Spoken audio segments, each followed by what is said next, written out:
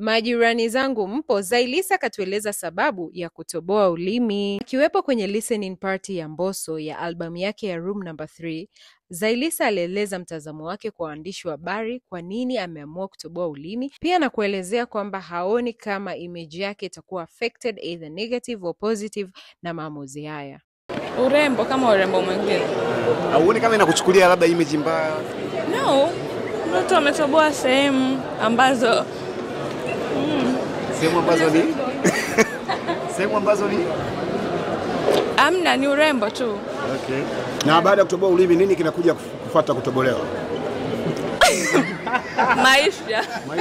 Haya majirani, wakati tunamsubiria Zailisa atoboe maisha, tukutane kwenye comment section, niambie una mtazamo gani kuhusiana na maamuzi ya Zailisa? Do you think this move has an impact towards her brand, au na wewe upo naye kwamba ni urembo tu?